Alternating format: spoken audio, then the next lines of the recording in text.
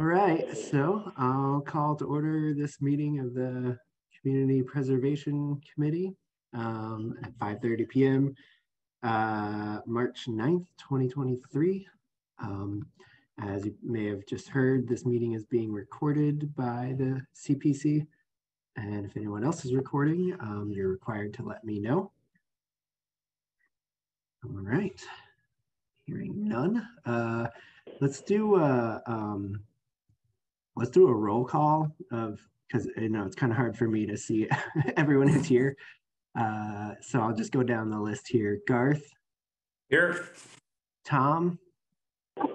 Here. Wisty. Here. John. Yep. Susan. Yes. Giannis. It seems Giannis is not here. Okay, Donna. Yep. And Dave. Here. All right, and I am also here. So everyone is here except for Giannis. It's a pretty good turnout. So first thing on the agenda is approval of minutes from February 23rd, 2023. So move. Second. All right, we had a motion that was second. Any other comments on the minutes? Nope. Okay, I'm just gonna do roll call votes just because it's easier for me because I can't it's hard for me to see everyone. So Garth. Yes. Tom. Yes. Wisty. Yes. John. Yes. Susan. Yes. Donna. Yes. Dave. Yes. All right, and I'm also a yes. So the minutes from February 23rd are approved. All right, so we can get on to new business. The first one on there is the CPC supplementary budget process. Christian, I don't know, do you want to present that? Sure. So basically the supplementary budget process is how things are going to play out after all of you do your recommendations. The mayor's office did some research, mostly East Hampton, how East Hampton does their process. What's laid out here is pretty much exactly what they do, if not slightly tweaked. And so this has been sent by the mayor to city council, and Ways and Means, or one of the committees, is doing this, and it'll become the official procedure for city council. I guess I can read it. So all of you will vote to recommend funding, and then community development department, which is me, I will send it to the mayor, and the mayor is obligated to send the budget request to city council, so she will officially send it. And then city council will receive it and they will send it to Ways and Means. Ways and Means will hold their hearing. They'll make a recommendation, which is non-binding, to the full city council. City council will hold their public hearing and they'll take a vote on the requests, the project requests, which only need a simple majority. And then they'll be sent to the mayor, who signs off on the appropriations. The mayor may not veto these. And she will send notification to finance and to me. And finance transfers the project funds into their own accounts. Bonds, we're not doing bonds at the moment. And I will work on the grant agreement between the applicant and the city. I'll issue an award letter and I will supervise the project. So pretty much lays out exactly pretty much everything that's going to happen after you guys do your recommendations. So yeah, I'm very grateful to the mayor and her staff for helping put that together. Yeah, no, nice. It's good. That's very nice and clear. And Yep. yes, very clear. It's good stuff. We're just at the beginning part. And I know that's In the process, just get the like, thing going.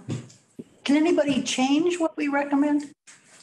So when it gets to city council, they cannot increase it. They can either keep it the same or they can decrease it. So they can change it, but they cannot increase it. And they also can't fund any projects that we don't recommend. Exactly. Yep. Did you have another question? I was wondering about Ways and Means when it says they hold a hearing and. Yeah. When like a certain kind of financial orders go before Ways and Means of the city council.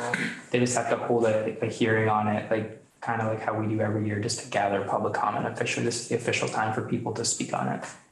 So that's, I'm assuming that's what that's referring to. And I think that's just for like city council.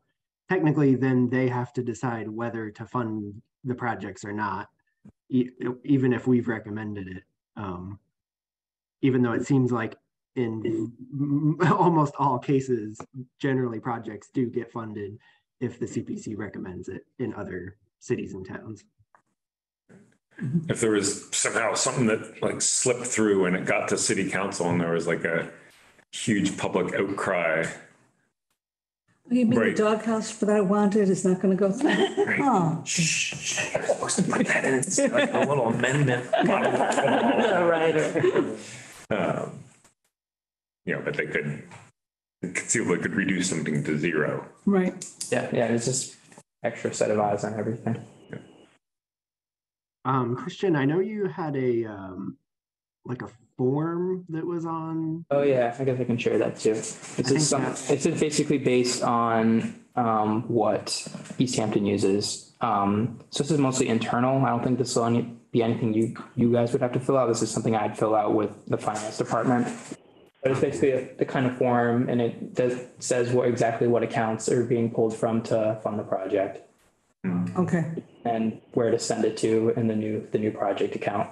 And it also, I'll create like a one sentence that kind of describes the project just a little bit, so the city clerk can put that in a legal ad so people know what they're attending when they go to the public hearing. Okay, great. Okay. Great. Something like the appropriated portion, right? If something was getting 20,000 from housing and 30,000 from unrestricted, you'd have it all in there, right? Because because finance is already. Yeah, so it could potentially be, I mean, technically up to 4 categories, because you have just your reserves that just from like however many years back, and then you have the active year's budget. And if you're pulling from the historic and the general from both, I guess technically you could have 4 categories there. But obviously that's something me and finance to worry about. Cool. Okay. All right, thank you. Thank you. Yeah, it seems like we've, or not we, but you and the mayor's office and finance have kind of figured this all out. So it's good that that's figured out before we're making our recommendation. Yeah, city council should be reviewing it like their current this month's cycle of looking things over, and so they'll officially have it as a policy. Okay. All right. Any other questions or comments on that before we move on? Okay. So next on the agenda is signage for approved projects. And this is one that I asked Christian to add to the agenda because we've kind of talked in general in the past about requiring some kind of signage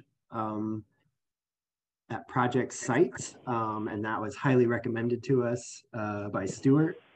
But I don't know. We've never really talked about like what kinds of signs we were gonna have people put up, or whether some cities and towns do like permanent signage or a plaque that has to go up saying this was funded with CPA funds, or some people put up like banners during construction saying part of this was funded with CPA. So I just thought it'd be good to have a discussion before we actually get around to voting on projects, because if there are any conditions, I think we need to mention that in our motion to fund the projects. And one thing I just thought about today, I'll add before we discuss, is that I was thinking we could, I don't know if this is how it's done in other places, but we could just say like, requiring a sign to be agreed upon, prior to construction, then we could like work with them and like figure out what would work for their site or whatever. I don't know. So I don't know if anyone has any thoughts on if anyone has any strong feelings about permanent signs or banners during construction or things like that.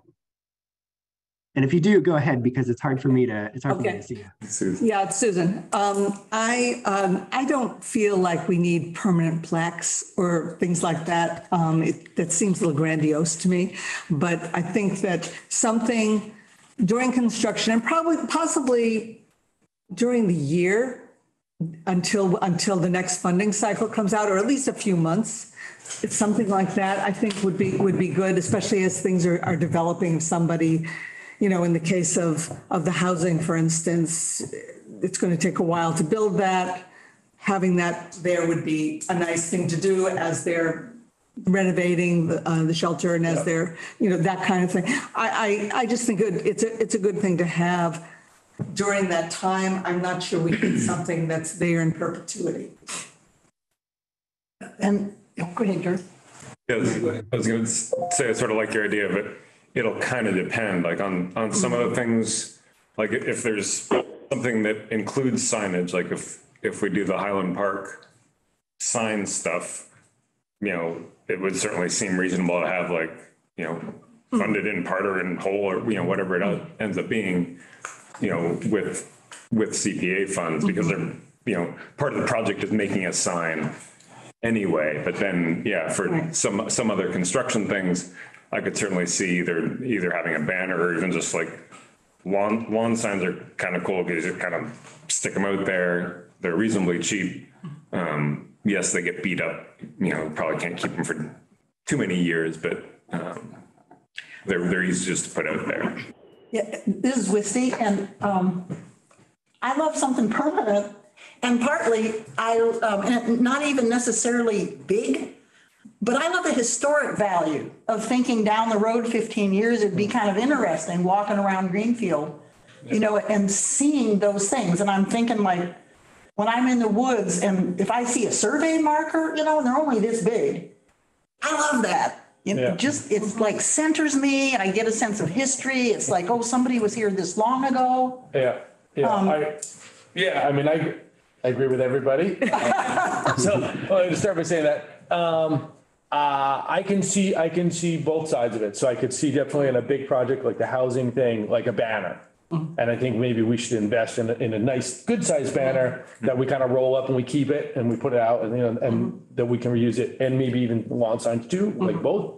And I think for some projects, I would like to see like a small plaque, and like with Wisty, absolutely on that, something pretty small, and you see it, and you're like, oh, nice. See, CPC, because I think that it kind of 5-10 years out and you're at a thing or whatever it is, and you're like, oh, right on. See, yeah, nice. Good to know that they're out there doing that. Or it does sort of lend itself. I think it's totally worth doing that.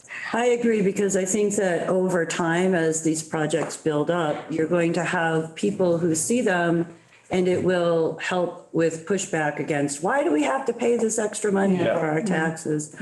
My question is, are we paying for the signs? Is that part of, are we requiring them to do it? Good question. Yeah, we can pay for that with our administrative funds. Okay. Yeah, I would like to withdraw my question about in perpetuity. No, what I was thinking about is when I was in Lithuania, there were a whole bunch of the things where the EU had helped pay for something, and it was really interesting to walk by and go, oh. Okay, that makes sense. Right. So I think that this fits in that category. So I withdraw my temporary as opposed to permanent. Well, and I guess there's also the other thing, which is like, if, like we were saying, if it's like a big project that there's like a lot of people walking past, 99% of them aren't going to see a little plaque. But if you had a big sign, people are going to see that. So I guess it's kind of like what the goal is. Is it, because I've been in Northampton and seen like the big banners that are like, thank you for funding this with your CPA money. And well, I think there's different issues, like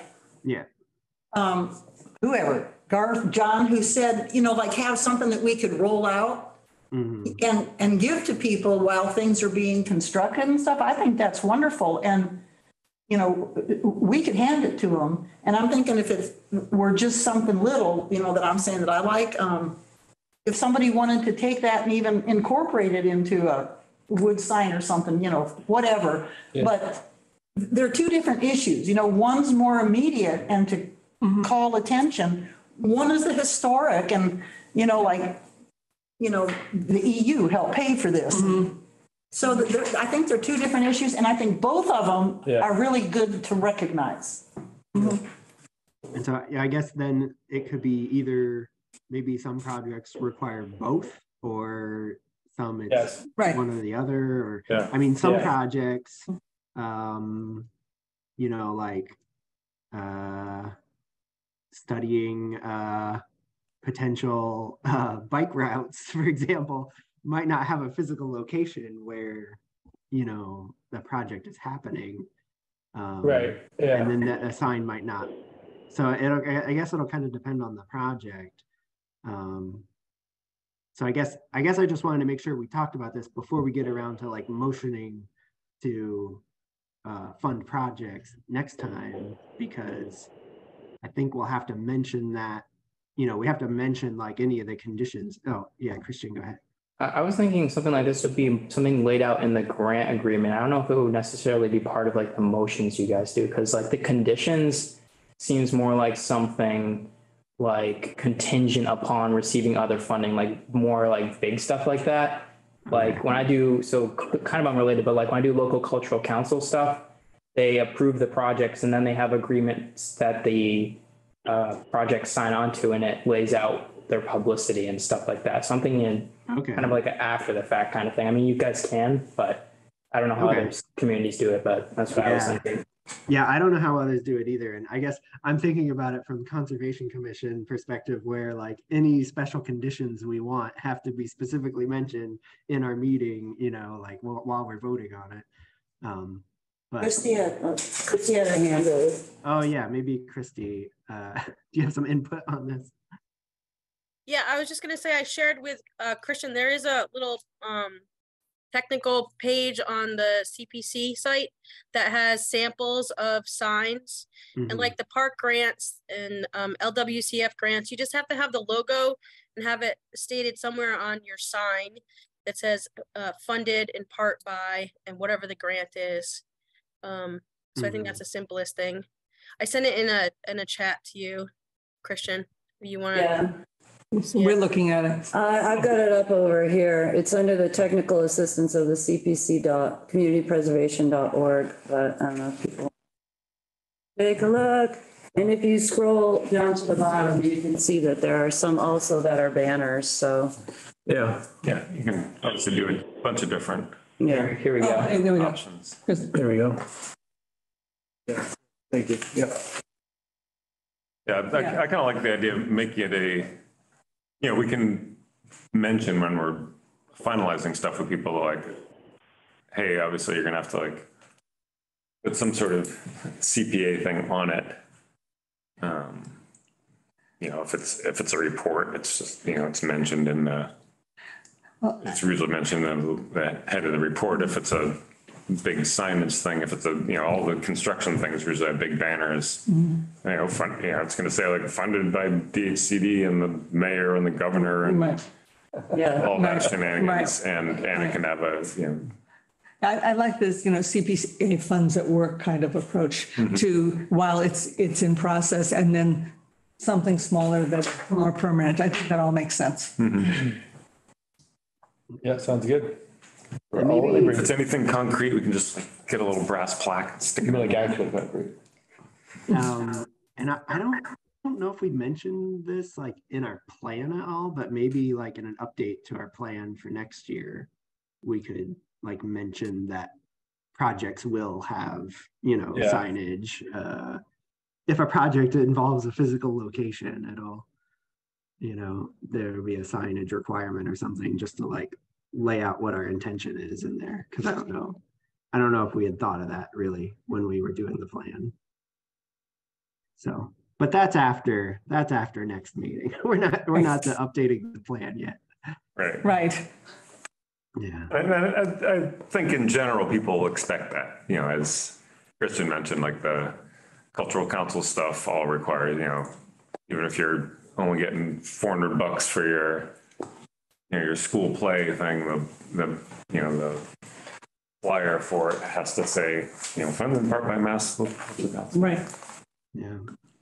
All right. Any other discussion on that before we move on? Okay. So next we have updates from applicants. I don't know, Christian, could you maybe? Yeah, so we had this happened. We had two updates from applicants, kind of since the last meeting, like major updates. One was from George's project, the Safe Bicycle Link. He has shifted his request from our CPC down to 20,000, and the person applying in Deerfield is now applying for 30,000. So that's lessening the amount that he's requesting from you guys. And then we also received a pretty substantial support letter from the opioid task force for the CSO project. And so I think you guys have all looked at those, but I wanted to just have that on the agenda so everyone's aware. And then I think that's it. I don't think there's any other really major updates unless remember any, Travis. Okay. Travis, George would like to speak. Is that? Okay. Yeah, I was going to say if there are any applicants at this meeting who might have an update that's in addition or, wanted to talk about it, that we could just do that now since we have that on the agenda. George, do you want to come sit up here by the mics? Yeah, I might not be able to hear you very well. Yeah, there was one other update I sent to you and Christian about the timeline of the Deerfield CPA process. So that while March 1st was actually the deadline for putting in the application, they will be deciding, the CPC there will be deciding after this committee has decided, but before the Greenfield City Council has made their decisions. So I just wanted people to have that timeline. It was surprising to me. And so the city council would have that information in hand if this project were to go forward. So I just wanted people to know that as well. Okay. Thanks. And yeah, like I said, I don't know of any other updates from applicants, and I don't see anyone else raising their hand to offer any, so I'll assume there are none right now. Okay. All right. I'm gonna get back to my agenda here. All right, so now next on the agenda is really kind of the main reason for this meeting, I guess, which is review of public comments from February 23rd and feedback from the Google form. And this was a presentation that Christian and I co-authored, I guess. Yeah. So if you want to walk through the first Thank you for that. Of course. All right. So the first half is me and the second half is Travis. So the first half, all of you had a Google Form survey that was sent out. And the first part of this is kind of breaking down who responded. So you had 327 total respondents. It's a pretty good number. That's good. Yeah, so 327, 159 were from Greenfield, 99 were from Franklin County, not including Greenfield. And you had 69 from other parts of the country, mostly obviously in Massachusetts. You also had a data from Google Forms that allowed you to see where people clicked first, which projects they went to first. Most went to the Franklin County Agricultural Society's project. Then you had a number who just went up to all the projects, and then pickleball, and then kind of just going down from there where they clicked first. After that, we have the actual survey questions, just as a refresher. We had one asking, is this project valuable to the people of Greenfield? One asking, is this valuable to me as a citizen? And then the last one was, is this a good use of CPA funding? And then there was also kind of just a long answer text box. That's what Travis will be covering in his part of the presentation. And so here's how many responses each project actually received, because we didn't require everyone to respond to every project. They could respond to as many as they wanted. You'll see the Agricultural Society had 240, and then all the way down at the bottom, the site amenities only had 60. So there's a range of how many each one got. And here is the scores. This is the exciting stuff. So you can you can see. So just kind of explain. So every project had a score 1 to 5 for each category. People Greenfield, me as a citizen, and good use of CPA funding. And then for each of those, there's an average on the right that kind of combines the three into one number to rank all of them. So they're ranked. We can come back to this probably when you guys are talking about projects. And then I also have this slide here just for the committee to use if they think it's useful. It's your scores from your CPC score sheets compared to where they were scored on the survey. Obviously, those two weren't ranking the exact same thing, but I think it might be useful to see where things aligned and where things didn't align. So yeah, that's the results. And you highlighted the ones that are greater than 3 positions difference. Yep. Yep. And so we can, I don't know if we want to talk about this part of it now or go through Travis's stuff and then talk about everything. You just want to move on to your stuff, Travis? Unless anyone has something they need to say right now or wants to talk about this right now. I'm hearing. No, let's go. All right. So then the written comments, I also threw in, we had like 4 or 5 emails that had been sent to us. And I just included those in with the written comments because they weren't really counted anywhere else. And so what I did was I went through all the comments and I put them into one of these categories that I came up with based on what were in the comments. And so you can see it ranges. I put them in order in my mind of like most positive on the bottom and most negative on top. So you can see like highest priority on the bottom and then, you know, whether it was a great value, whatever. So, and then, well, yeah, we'll just walk through like, so I'll highlight some of these because some of them are, you know, kind of significant looking. So you can see like the Wells Street housing, that one got by far the most highest priority comments. You can see like trail restoration. Yeah. And then, yeah, going to like great value. These were people saying like, well, it's not a lot of money and, you know, it's a good thing to do. So why not? So, you know, Highland Pond, the light shop equipment and the ADA track all got pretty significant numbers of great value comments, as I called it. And then there were, you know, comments where people were saying that they weren't really sure whether this was something that was needed or if people would even use it. And the 2 biggest ones for that were the pickleball project and the Beacon Park improvements. And then there were comments where people were saying like, you know, this seems like, you know, maybe there needs to be more research done before this kind of project could get funded. Maybe there are things they didn't think the applicant had thought through all the way. And the 2 biggest there, the Highland Pond by far got the most of those kind of comments. And then also the site amenities project. I think a lot of people were confused about maybe what it meant exactly, I think. And then the Shattuck Park and the site amenities projects, there were a number of comments saying they either had concerns about whether they would be maintained long-term or, you know, specifically calling out vandalism and, you know, saying that they didn't think they would last very long because of vandalism and lack of maintenance. So just pointing that out there. And then I put this one in bright pink just so it was easier to see because it's kind of relevant, I think, for us.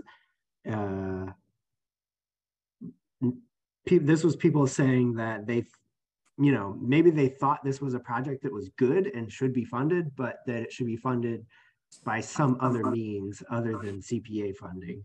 And so you can see like the Well Street housing, that one had the most of those kinds of comments. And then the other ones are the trail restoration, fairgrounds, pickleball, historical society, and the ADA track. So that there were a number of those. And then the last like big category, other than just like general support, is people saying that they thought the project was too expensive, and you know they shouldn't be funded because they were too expensive for what they were. And that was pickleball got the most of those comments, followed by the Highland Park drinking fountain, the trail mapping project, and the site amenities project. And then there were some people just saying this project is not needed. Like we don't need this project in Greenfield.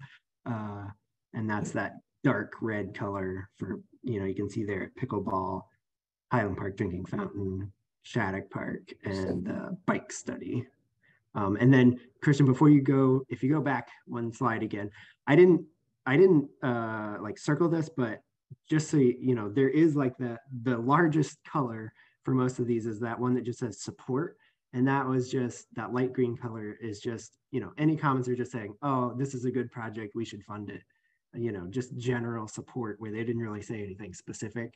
That's what most of the comments were. So I didn't really like circle that and, you know, go through it, but you can see the fairgrounds obviously had the most of those. So yeah, Christian, you can go ahead now. Well, the fairgrounds also had the most respondents, so yeah. If all those people responded, then that's going to be a bigger line. So. Yeah, and then so then what I did was I broke all of those categories that you just saw into either positive, kind of a mixed review, or negative. And you can see here how I did that. So you could either agree or disagree with how I put things together, but that's how I put them together. And then if you go to the next slide, so this is the percentage of comments that each of those projects got that fell into either one of those positive, mixed, or negative comments. And again, this is just the written comments. This isn't, you know, like the scores that people left or anything like that. So you can see Highland Park drinking fountain, that one had the most negative comments, percentage wise, followed by pickleball, trail mapping, Shattuck Park site amenities. So yeah, that's my overview of the written comments. And then I did send I think Christian sent out the written comments to all the CPC members. Yes. That included my categories on each comment. So, you know, if someone thought they didn't agree with how I categorized the comment, you all have that information and can, you know, modify that in your mind as you'd like, I guess. So, yeah. I think that's the end of that presentation. Thank you, Travis. This was really helpful. Yeah. Super cool. Super cool. Very good. Could I ask Christy a question that we came out of this? Christy, are you still there? Christy? Yep. Yeah, I'm here. I just had to move my pictures so I could see the screen. I just like, you know, sometimes neighbors know things that nobody else knows. And I was just wondering, there were the questions about vandalism at Beacon Field. Since there's other stuff there, is that an issue there? No, my comments about the concern about vandalism, obviously vandalism can happen anywhere, right? Whether it's on a park bench, in the parking garage, or a playground. The equipment that we're putting in is, like the Shattuck Park equipment specifically, is designed by a playground company. There aren't moving pieces, and that's why we've selected this type of structure. I just think that those that respond may not have seen all or known all the details. the site amenities, the concrete things were selected because it's you can't move them because they're heavy. So they're not going to be put into a river or stolen. And it's really hard to hurt concrete. So that's the reasons why we select those things.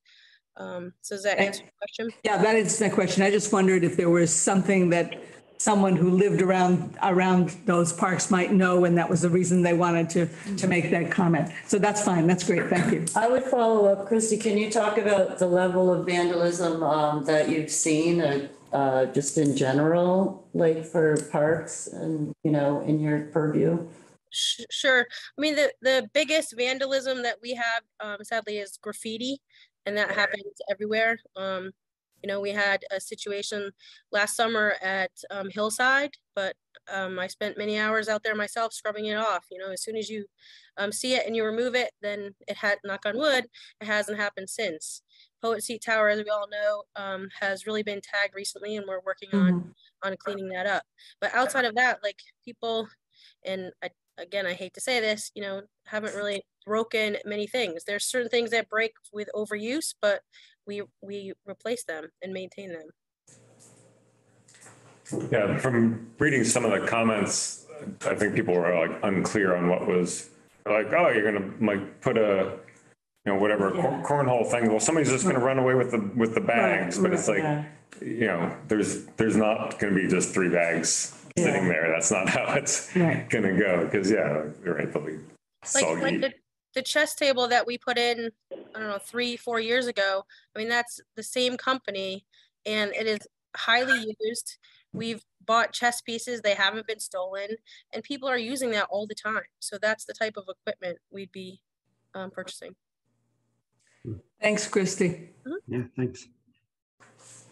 Is there anything, is there any one of these slides someone wants to look at to discuss more? Yeah, Christian, maybe that one we could start with. And... Yeah, because this is how everything kind of ranked out. Yeah.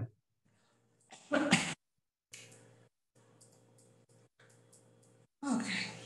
And I'm sure there's all sorts of statistical analysis, but I was mentioning sort of before we started that some of these end up feeling a little bit like the Valley Advocate, like best restaurant, best hamburger kind of thing, right? It's whoever activates their email list to be like, say that's the best hamburger, like, so that, right, that's cool that, the Agricultural Society has 240 people that are willing to, log on, or it was 180 were the people that where they came in straight and be like, yes, I'm here to support that. And maybe they click through some others, but, sort of looking at those numbers, I'd say like 65 people went through the whole thing, and right, or saying, right. There's a few places that kind of activated groups like the pickleball, the barn restoration, but by and large, people just sort of would go through and be like, oh, this is a good thing to do. I mean, it does show that there are people passionate enough about the barn rehabilitation to take the time to do that. Whereas, I don't know. Yeah, no, definitely. It's not to totally discount it. And then it is also interesting to compare the barn rehabilitation with pickleball, because that one also got like twice as many comments as most of the other projects, but it was ranked one of the lowest too. So I do have the how many like 1s and 2s and 3s and 4s and 5s. I have the charts for those too, if those are useful at all. Because for the pickleball one is interesting because it's a 3. Of 5s and 1s. It's a 3, but it's because it's the average of a bunch of 1s and 5s. Yeah. So like reading through the comments, there were a lot of people like, does anybody even play pickleball? Yeah. Right, it's not the most helpful comment. Kind of thing. That's sort of like I don't know, I don't play pickleball, so that's, which is valid, right? Is it valid, useful to me as a citizen? No. I think it was a combination of the amount of money they were asking for and whether people recognized it as a a sport that they had any knowledge of at all. So you had the people who knew were like, yeah, this is amazing. This is great. And the people who didn't know it was like, this is a lot of money for something that I don't even know about. And so I think that's why it ended up as 3. Yeah, sure. I mean, so, people like, well, can't you just play like on a tennis court? People are going to say that about any of those projects. Right. And that doesn't, maybe they didn't take the time to research it. Maybe that's a valid point. I don't know. I mean, I think one of the big takeaways for me from Travis crunching all those graphs and everything is I found a lot of validation of the conversations that we had and the stuff that we fleshed out in our talking. Yeah. I felt like that the legitimacy of that was borne out in some of the graphs. Like I was like, yeah, I'm glad to see that sort of all those other people combined kind of corroborate our thinking. That made me feel good that we're in support of that track. Yeah. Right, I wasn't completely. Yeah, we're not like, oh, I never would have thought of that. And I want to say something about the barn rehabilitation. And this might be a stereotype. This is a stereotype that I have in my head. But, a lot of the people who use the barn rehabilitation are not going to be using necessarily Highland Park, this and that. Right. Because they have different activities. And so I think to have stepped up, to have that many people step up is pretty incredible. And, I think it's saying, there are a whole bunch of people who aren't necessarily doing things that are focused downtown, who really care about this money and about how you're going to spend it. And yeah, I would also venture that a lot of the people that we got that were maybe from Franklin County, but not from Greenfield. I didn't think about that. Yeah. So. Yeah. Anyway. Well, these were good. Yeah. Yeah, very It's really helpful. All right. What's the next task? Yeah. Do we want to go back to like the next slide again? Just Comparing. Well, one of the things that I've been thinking about is that as people are providing feedback, they're not necessarily super familiar with some of the constraints on CPC money. Like, as we look at some of these projects, we're like, oh, okay, well, that's really great. But then also, how do we know that we're going to be able to control it or like meet all these requirements? That's not something that is part of this. So that's something we have to think about. Absolutely. Yeah. Independent of this. I think again, like to me, what's valuable is these people, these people are shooting from the hip. They're coming in and saying like, yeah, what's pickleball? Or like, who even plays that? Or why do we need this water fountain? Or we should do that, all that kind of stuff. So, that I feel like that's really valuable. Absolutely. I think the other thing was that although they may not have looked at the projects as certainly as carefully as we've been looking at them, the idea that people had to have skin in the game, that there had to be some resources, even though some of them were rated lower, but they didn't know that essentially we've got 1-to-1 or even better than 1-to-1 matches on some of those things, that kind of thing. Well, I did think about that also, Susan, but actually when I created the form and I did the little description, I said total cost of project and CPA money requested. So I think that there was some awareness of, like with the pickleball, like fund it all, versus we've got money from other places with other things. Yeah. I think like in the imaginary world, if pickleball was like $5,000. Yeah. Everybody'd be like, oh, yeah, I totally support it. The price tag is, it's more than, it's more than we have. Exactly. And I think that alone might have just turned people off immediately. Yeah. Like how it could never be that good. And I mean, we're kind of imagining what people are thinking, but for sure, you're going to look at it and be like, what? Yeah. And on the other hand, when we had our public meeting, the people who came were very committed.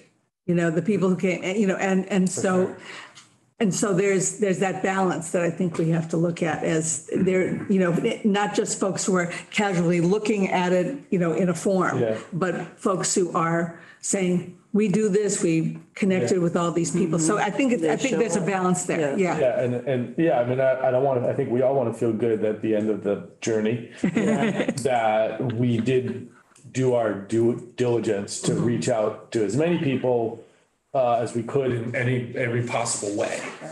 You know. Yeah. Speaking of other funding, do we know a timeline on Capital. like on either capital or CDBG? Yes. I did contact Ginny, and she said that that the capital vote will happen after we make our decisions. So I think that, yeah, so that, because she asked me when we were going to, so we're making our decisions on the 23rd. The vote will come after that. So I think probably what we need to do is look at this from the point of view of if there's something we want to fund, putting a stipulation that if if it's one of the two things that the mayor's putting forward, that, but it would not, if the city funds it, then the CPA would not, or that, or whatever, however we want to do that. But so I think that because we won't have the answer before we vote. No, we won't. I think Ways and Means is meeting. I mean, it goes to Ways and Means first, and they're meeting next week. And then they make a recommendation to city council. That's so correct. We have a couple of hurdles. Like, I mean, I don't know if Ways and Means could potentially. Ways and Means could say no, and that would be the end. That would be their recommendation. Right. I mean, city council can change their, they don't have to abide by it, but. You're talking about the two projects. I'm talking, the capital funding for the trails and the bocce. Yeah. So that's what I think we have to deal a lot with, is like having some contingencies or if then statements. I think that's a big thing to sort of figure out how we proceed. Right, could certainly be part of our. Yeah. Yeah, I mean, it's kind of like the two ways to do it are to either, go ahead and vote to fund projects that are also up for capital funding, with stipulations, or choose not to vote for projects that are up for capital funding. Right. And then say like, well, if they don't get capital funding, feel free to apply for CPA funding next year. That's another valid way of doing it too. Tom, do you have a comment? No, my point is, I think where there's a municipal project, the capital should be a piece of it. And if capital chooses, or the city council chooses not to fund something, I think that's a good representation of the citizens too, since all 9 precincts are being represented there.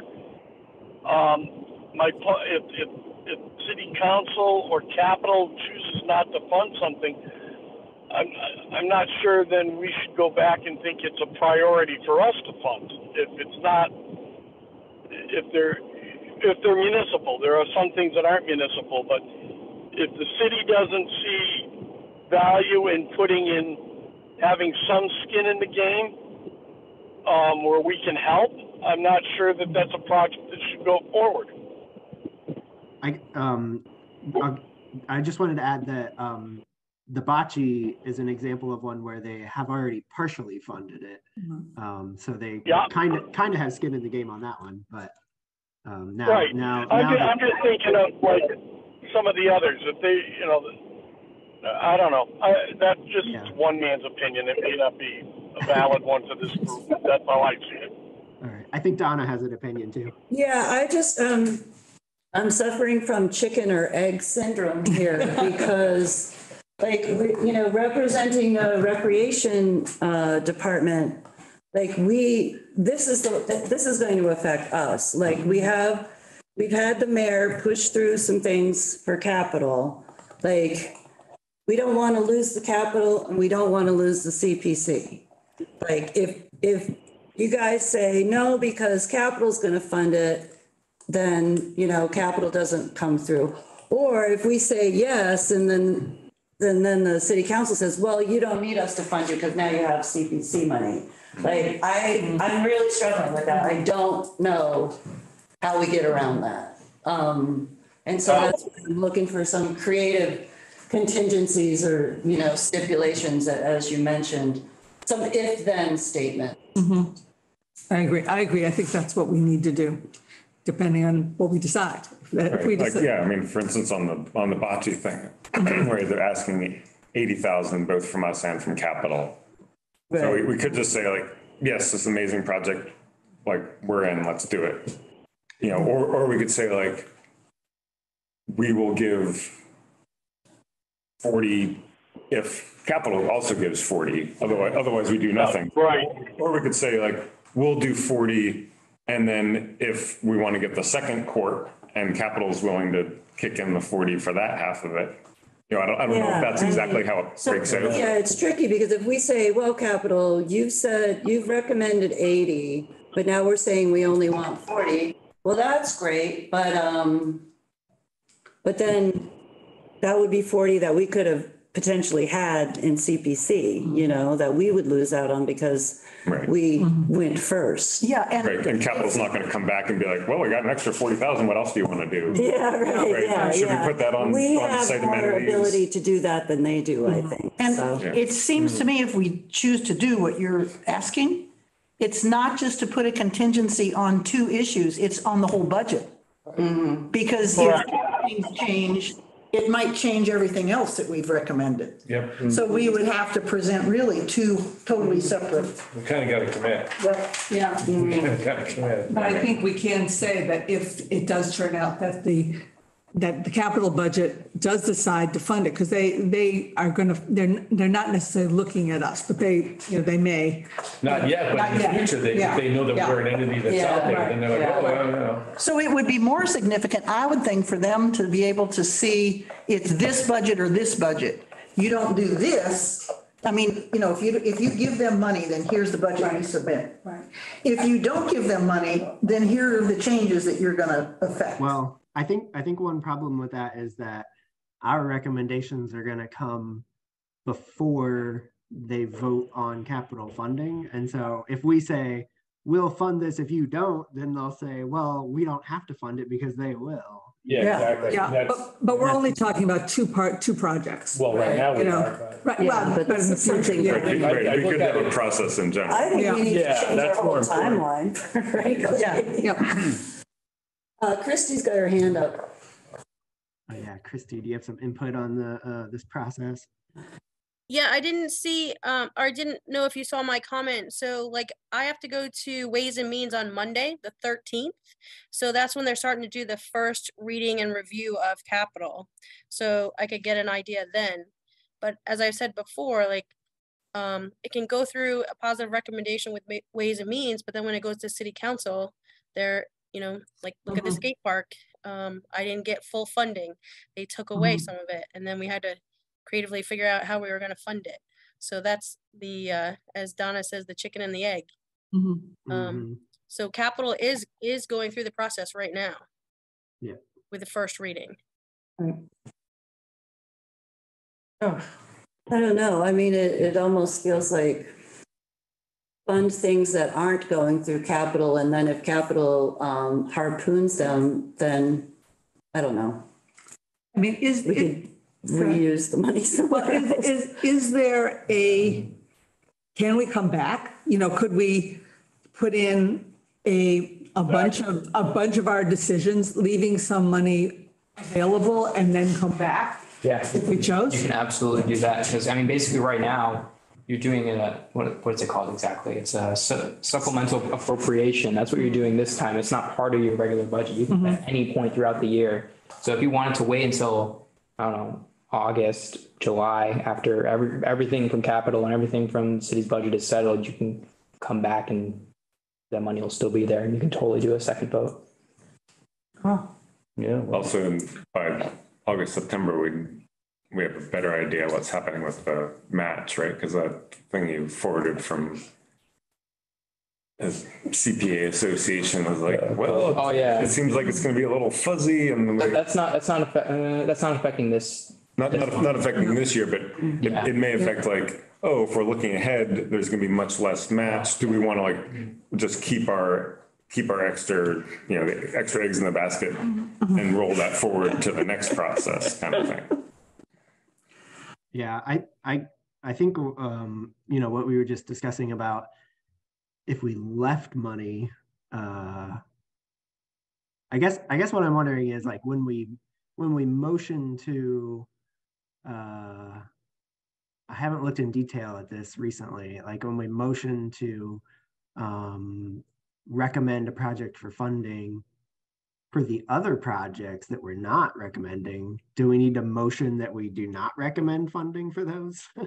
I don't think so, because it's what goes to city council is like, we want 10,000 for this, 5,000 for this, 50,000 for this kind of thing. You don't have to say what you're not asking for. And we could say to people, these two projects, we're waiting to see what city council does. And, we will let you know what we can do for you after we know what's coming from city council. Although it's a chunk of money, because that would mean you'd have to be, we'd have to assume that we've already prioritized those above other ones in that category. And so we would have not, if we're holding whatever it is, $100,000, then we will have not funded a bunch of other things. Yeah, unfortunately, these are both big items, so it's not. I mean, it sort of feels like we have to do like whatever we want to do or feels the right thing to do. Right. Yep. Unless there's anything committed prior to that. I think Tom has a comment. I had a question for the finance or for Christie. I come from a town meeting form of government, so we had to be done with recommendations before town meeting, which was in May. My question is, does the city council take up through June to adopt the budget to begin July 1? Or are they pretty well done by sometime in May? Oh, are you saying we could take this up and still be on the same timeline of what, like, giving them? Right. If the city council adopts the budget and it goes through the mayor's stuff and all the things you got to do, is that done right up to June 30th, or do they generally have that done like mid-May or beginning of June? If that's the case, there's no reason, let's say they decided not to fund X, Y, or Z, and we had said, well, contingent on funding or whatever, we could come back in May or whenever this budget is solidified. We could come back shortly thereafter and reallocate as we need to. And then have another, you'd have a supplemental with the city council for the ensuing year. You could do that. And that could be done in a few weeks. Are you talking about the capital budget or like the city budget? Well, the capital comes into the city. It's part of the city budget. So you got to wait till the budget's adopted, I think.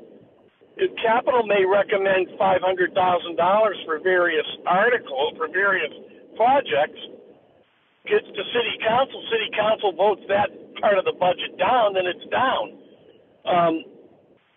So after the full budget is adopted and engrossed, at that point, you could come back and very quickly do an adjustment on what was or wasn't funded early on, or make adjustments to percentages.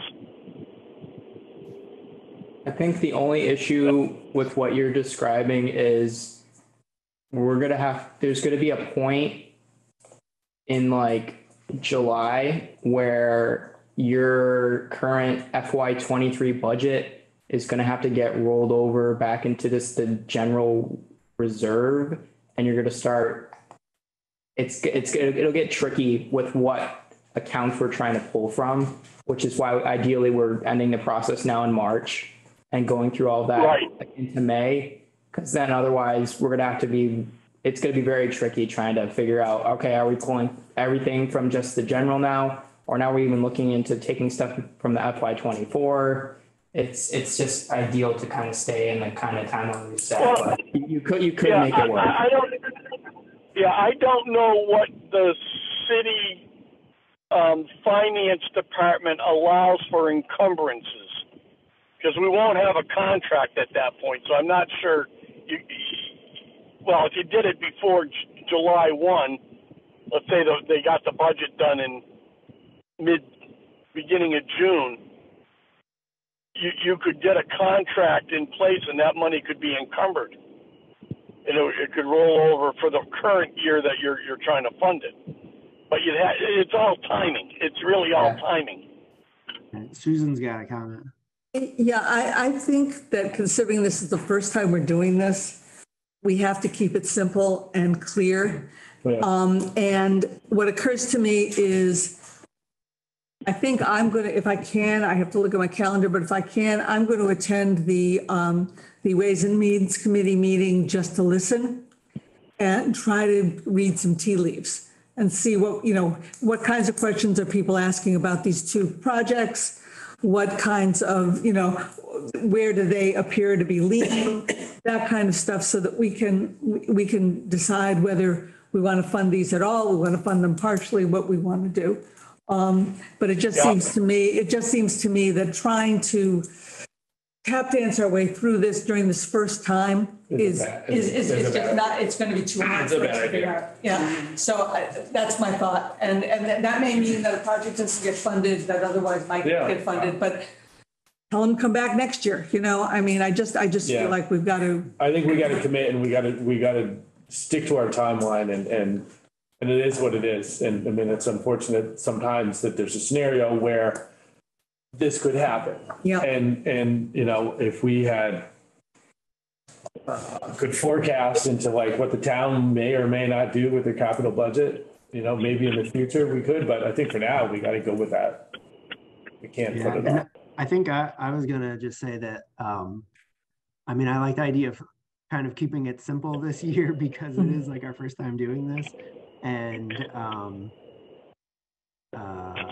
if we're trying to do like fancy math, like after June or July, or, like at that point, we're almost going to be opening up applications for next year. So I might as well just apply. I don't think we want to be those people. And then, between the time we make recommendations and we open up for funding next year, all of our time is going to be spent like evaluating what we did this year and, trying to improve the process for next year so we can use what we've learned. And, if we can figure out a way to do it better next year, maybe there's a way. I see a hand up. I see. I was just trying to throw a different calendar out, that's all. But that makes sense, Travis. I think you're right. You walk cautiously this year, make the amendments you need to going forward for next rounds. That makes a lot of sense.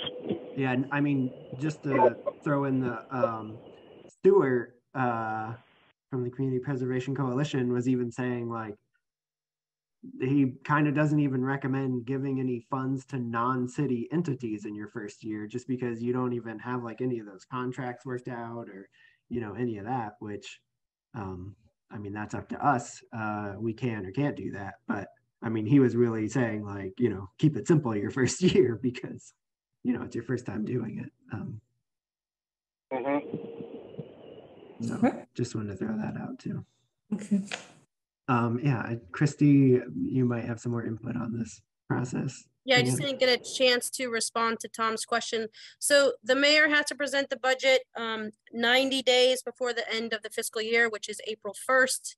And then city council votes by May 31st. So that's the... Man, I wish I was working for you guys. We had to have the budget done by February 1st. That's town meeting, so they can make everybody come out in the snow, and you can make sure you get less turnout and fewer people yelling at you.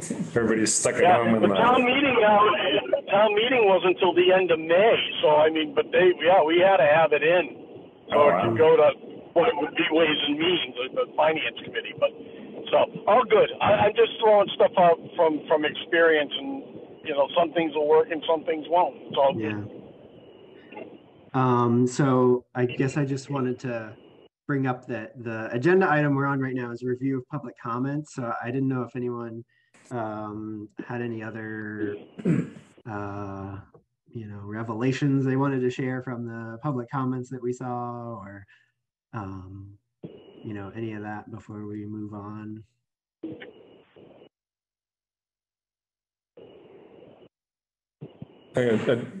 Just sort of echo John's thing that I did appreciate that many of the comments echoed questions we had and thoughts we had. Like nothing seemed like out of left field kind of thing. So I think it feels like things we have considered. We may or may not all exactly agree with them, but they feels like most of the stuff's been raised. And I appreciated being able to see the where people they weren't just like, oh yeah, I like this. They were like, I have like a lot of questions about this one, or I don't like this one. This right. needs more Yelp reviews, people are big more on like giving negatives, but in this sort of thing, like people will usually like go in and be like, yeah, I'm for this, I'm sort of for that, kind of, for that, and then I'll just ignore the other stuff. So I appreciated that there was a full range of comments. Mm-hmm. Yeah, John, you just mentioned the need more research. I think the one that had the most need more research was the Highland Pond one. And we actually had some like wetland scientists responding, saying that they didn't support the project because they didn't think it was as fully fleshed out and like scientific and and like maybe it wouldn't actually improve anything. Yeah, totally. Right. That stuck out to me too. And and I feel like, as non-scientists sort of, that was kind of like our gut feeling too. Like, I love Highland Park, Highland Pond. It's a cool thing. Like there's a lot in the spirit of it that was cool, but like the actual project, it wasn't quite there. I feel like it was like shooting an arrow at it, but and then it's going to be like the 50s and everybody will be skating and we're going to have like hot chocolate on the pond and be like, I don't think that's happening. Right. And I think that even he thought, I think that, they thought this is like a conversation starter, which it kind of is, sort of. And I think it has been. So I think in some regard, it's been valuable that it's even put forth, and hopefully folks will come out and kind of get into it a little deeper, literally and figuratively. Sorry, we're moving forward to the project review part of the agenda. Yeah, we can move forward to project review. Okay. So there's just one thing before that. I know last time there was two people, John and Susan, who had some conflicts of interest. I did some more research on that. And the best way for us to proceed is be very specific about what projects we're talking about. You can't really talk about them all at once when there's people who have conflicts of interest, because those two people really, you two should, when we're talking about Agricultural Society and CSO, you two should really leave the room respectively. So there's no way for you to influence the conversation at all. That's the recommendation from the state. So great. Okay. Thank you. That works for me. Yeah, and Susan, I know you said you were like seeking guidance on whether you should recuse yourself or not. Yeah, and they never got back, the state never got back to me, so I don't know, so, but I agree with this. Yeah, I talked with Christian about it afterward, and I agree with this. For myself, I had a conversation with the ethics attorney, and they were like, we'll call you back. And anyway, but the biggest thing from anybody who's involved in this kind of stuff is like Christian just said, is beforehand, they can't advise you for stuff that you've already said or done or whatever. So beforehand, seek their advice, leave the room, do something like that to make sure that there's no, at least the appearance of anything. Right. And that's most of the time. And I guess going along with that, maybe next year, like when the projects first start coming in, we can like, all talk about like whether there are any conflicts of interest, and, if people think there might be, maybe that would be the time to contact them, and, because then there'd be more time. And then I think you probably shouldn't talk about it at all, like throughout the whole process.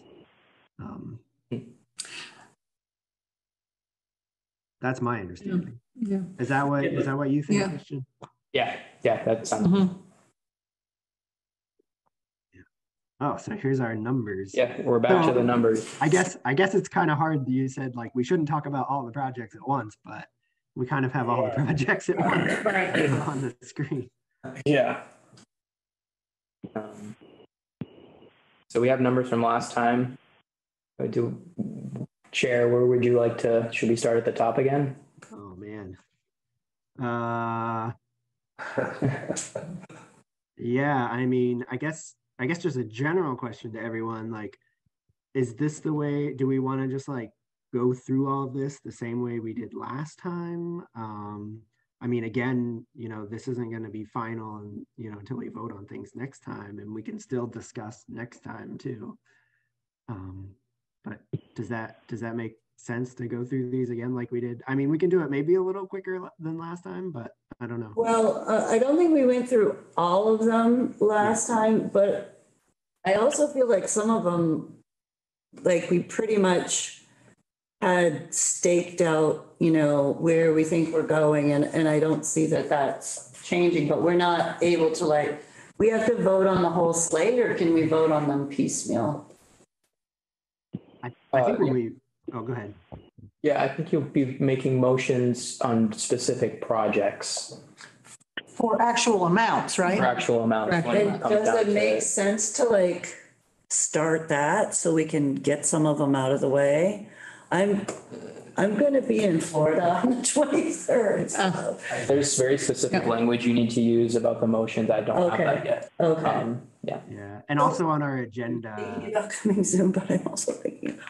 And we've been telling everyone that we're going to vote at the next meeting. So Okay. I mean, even if we started a motion now, I guess technically we'd be voting at the next meeting. But but yeah, I think it might make sense, because I think if we do kind of have an idea of what the numbers are going to be, and we have to be specific about which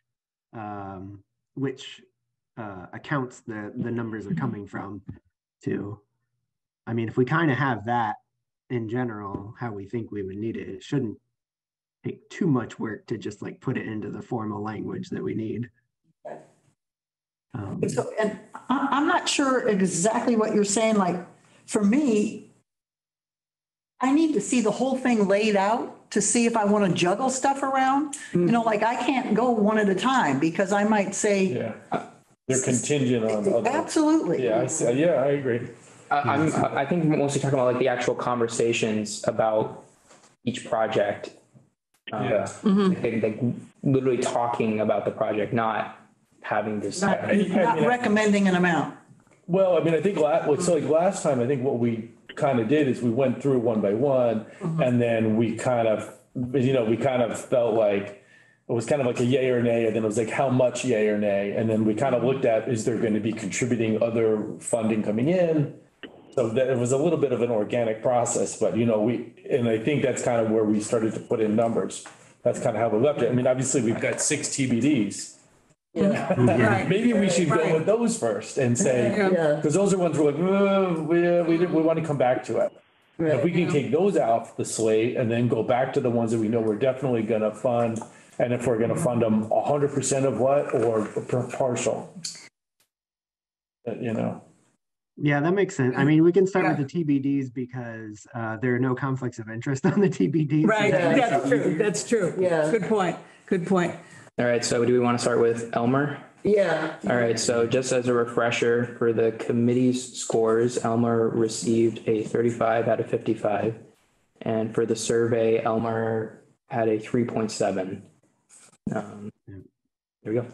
And that was one that I think like another thing I was going to put together, but I didn't, was like the top 3 categories of responses for each project. I think I actually did put that together, but I didn't put it in the presentation. So while we're talking, I'll bring that up. But I think that was one where it was interesting because it was like needs more research, great value, and like general support. So yeah, that one specifically had a lot of a mixed.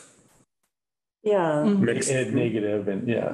There's so much unknown about it. It just feels so tenuous to me. Yeah, I think it's a comeback next year. Yeah. You know, it just, there's too many questions, I think, that were raised by people with a lot of knowledge about how effective it would be over the, you know, would this really make a difference at this point? Or does it need to be connected with other things? Or can you even do it? Can you even do it? Yeah, so I would say come back next year with something more. Yeah. Yep. I concur. Yeah. I mean, it seems like a study would be more in order. Yes. Right. Right. Exactly. And that's like shooting from the hip. That's the first, you're like, yeah, I feel like you need to go. Yes. Yeah. And if they had come to us and said, we want to study, like, I love Highland Pond. I think it's super cool. It's a gem. Give me some money. I want to study it and find out what we should do. I'd be like, all right, absolutely. Yeah. Because that seems like the right way to go. Yeah. And another thing is maybe to suggest to them why. Yeah. Because we're guessing on them, you know, like maybe nobody cares about ice skating on it. Maybe there's something else. We don't know. Have you read Facebook in the last 10 years? No. Every time read someone it starts bitching about Yeah, I'm with greenfields. Whiskey. Anyway, yeah. Okay. Anyway, so at this juncture, then do we? So If I was voting, I would recommend 0. but do we? So Travis, would we vote? We have to vote on, right?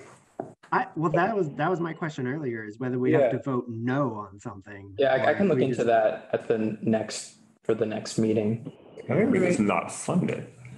If you don't fund it, it's. Yeah, I don't know if you have to formally say no or not. I'll look into that for all of you. Well, I think for all intents and purposes, we're kind of there. Yeah. Yeah, it kind of seems. Then you gotta vote. I think we probably would, but I mean, we'll do that at the But next meeting. We can vote next time. For the sake I wouldn't vote on it. of efficiency, I think we're all in agreement. But I think so what I remember, the reason I was thinking that we would vote things down is because I thought at one point, maybe Stewart or someone said like, if you think that you would want to fund it, but maybe it needs more, they should come back next year. Like that's when you would tell them that essentially, like, we're, motioning not to fund this project. However, the CPC, wants you to reapply, you could invite you to reapply next year. I don't know. Christian will look into it, and I'll try to look into it too. I feel like that gets super fuzzy though, because then we're sort of like parsing language about what we say. Like anybody can reapply for anything by default. Yeah. So if we say like, do we want to really like be voting on a statement to say like, we really like it, but we think we should do X, Y, and Z. And then they come back and they're like, well, I did X, Y, and Z. And it like doesn't get funded next time. We're like, you led me on. Yeah. Like, I think we should just be like, we're funding it or we're not funding it. Like it should. Yeah, it should just be a yay or nay. Okay. Yeah, just a yay or nay. Okay. I'll go along with that. All right. So it sounds like that's people want to come and ask individual members, be like, why do you think? We can be like, we can talk to them or not. And They can look at the minutes. Yeah. which will be very detailed. It's Tom. Just thought I'd mention. Never mind. On the site. Oh. All right. Right. So How are we doing? the next one we got is pickleball. So I think I'm kind of glad it's kind of fuzzy. I can't hear everything, so yeah. All right, so refresher pickleball has requested 300,000 and your scores, it was ranked at a 37. In the survey, it was a 3.1. And I guess I'll share this now just because I just think it's really interesting. I have the charts for each of the projects about the 1 through 5s and pickleball. It was the most interesting. Yeah. You can see it's Wow. yeah. Right. Yeah, 1s and 5s. People were for it or not. Right.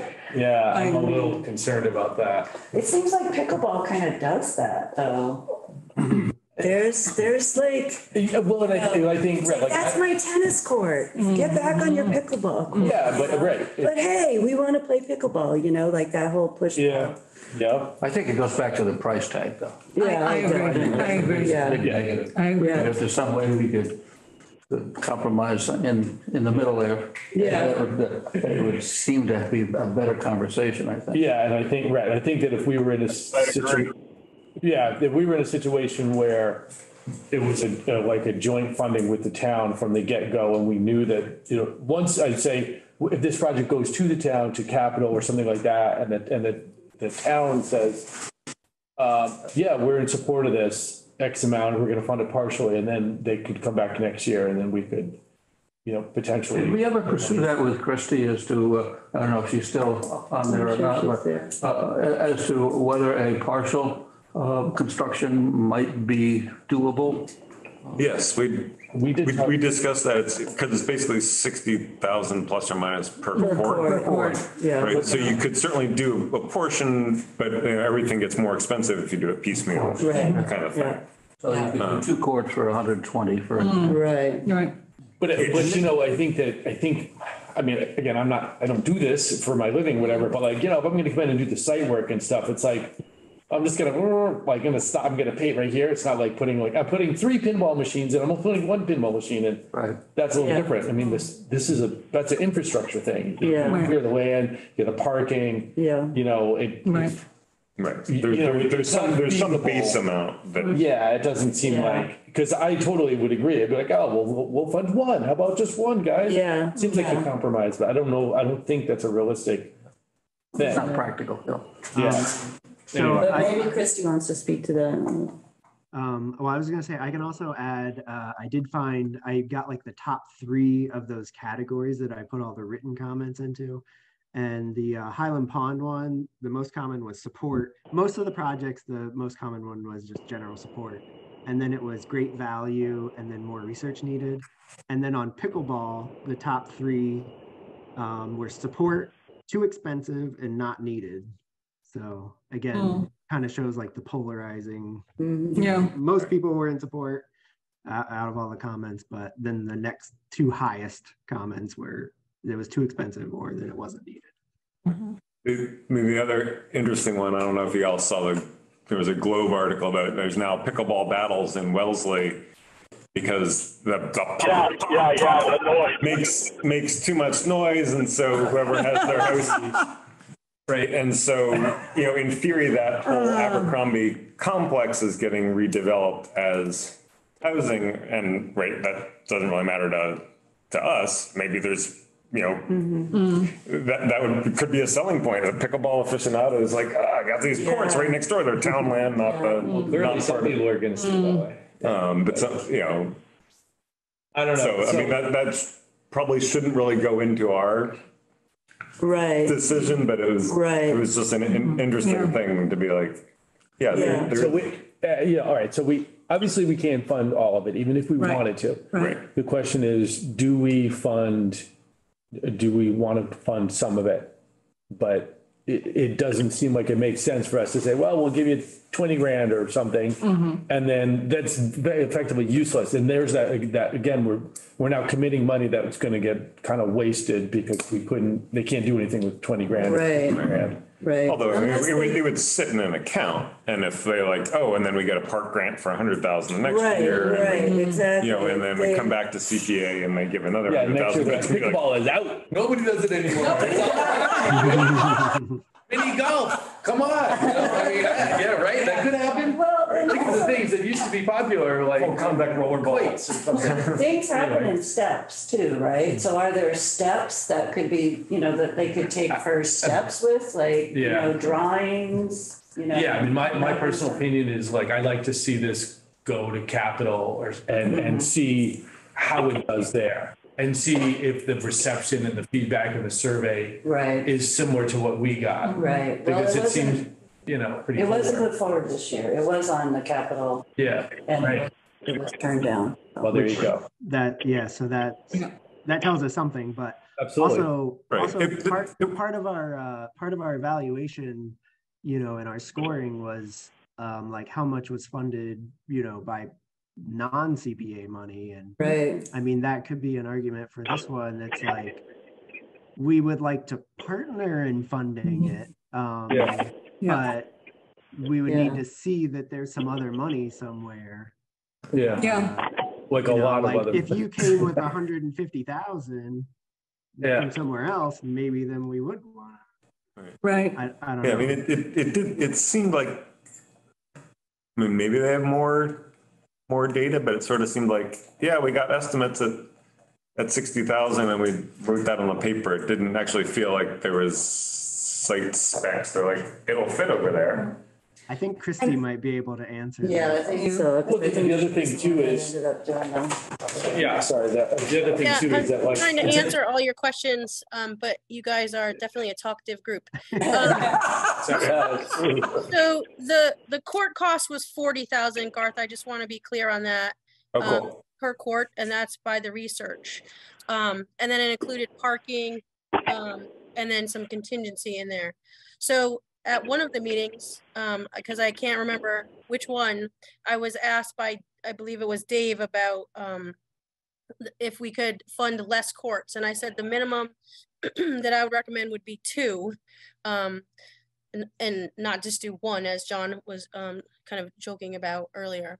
Right. And then, so projects can be done in phases. That's what I think Donna was referring to.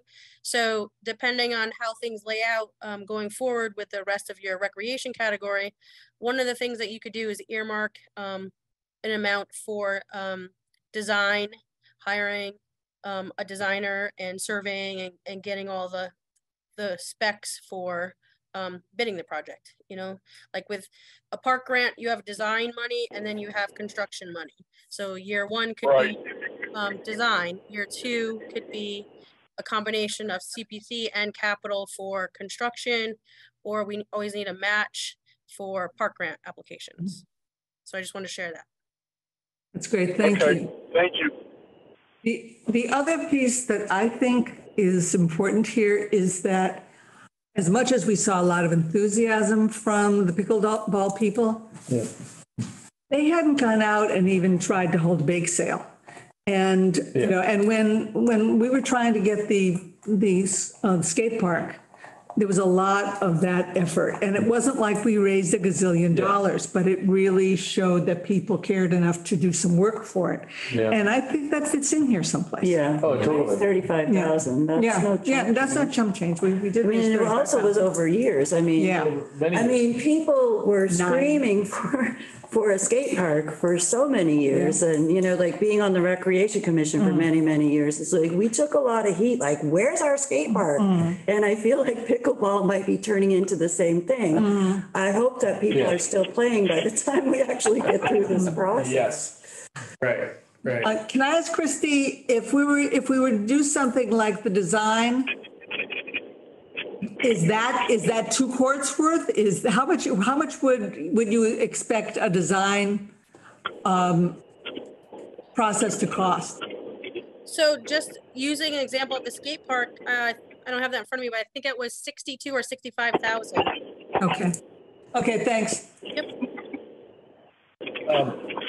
My question maybe for Chrissy is like, I mean, I kind of have a little bit of a problem of the location of the pickleball courts because they're secluded and they're not accessible to, a lot of people. They're hard to get to, maybe for some dude in his pickup truck, but not to kids, not to people on bikes. It's a scary place to get to. Absolutely. And so that location I don't like personally. And I also, so therefore that makes me think the impact, how many people in town are going to be able to really utilize these pickleball courts, even if I could build them, would they sit there? Wasn't it proposed for Abercrombie Park? Abercrombie, yep. Which is right on the Montague City Road. Yeah. Yeah, but how do you get there? How do you get? If on your bicycle, if you're 12 years old, or Deerfield. my daughter, It's dangerous. how would she get there? Yeah. I'm just saying, Mountain Road is like the worst. So then I could go down Bank Row, down Cheapside, and then through the tunnel by the scrapyard and get there. Like, yeah, maybe in the 40s or something, I'd do that. But I mean, I'm a little bit of a devil's advocate, but not really. Most people don't even know where Abercrombie Field is, to be honest. That is the truth. And I mean, it's a lovely spot, and I think that something should happen there, maybe. I mean, I'm just saying, if we're gonna support this, I would really question why it's there and not somewhere more accessible to the people, like the skate park. Years and years and years to find a location that would be accessible to a lot of people, to kids, right? That's kind of one of the most important parts of the thing. Yeah. And so then if I say, well, Abercrombie Field, I can get there, me and my buddies can drive there, but then so who is it supporting? Just me and my dudes? Me and my dudes can go do whatever, whenever. And then so the impact is really just for that smaller segment of society, like tennis or something like that. And again, I'm not picking on anybody necessarily, but I'm thinking it through and going, well, you can play pickleball at the Y every day. You can play your butt off every day. Out back? Inside at the Y. So, for free? No. No. Okay, the Y's kind of expensive. I think that's. Well, but not if you're not. I have a question, going back to Christy, I have a question for you again on the pickleball. So in the application for pickleball, it lists like the categories for the funds, and it says $25,000 contractual and $275,000 construction. So is that 25,000? Is that supposed to be like the design part of it?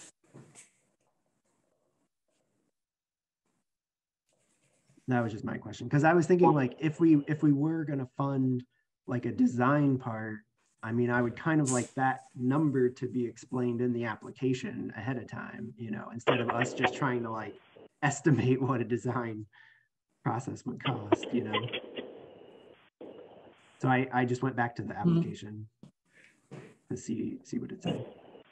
It looks like she's trying to pull up some numbers. Yeah. I kept talking to fill the void. No, there's one down at Green River Park. There's one pickleball court. Yeah, there is. Stand there. Right. Oh, there's no room and there's no parking.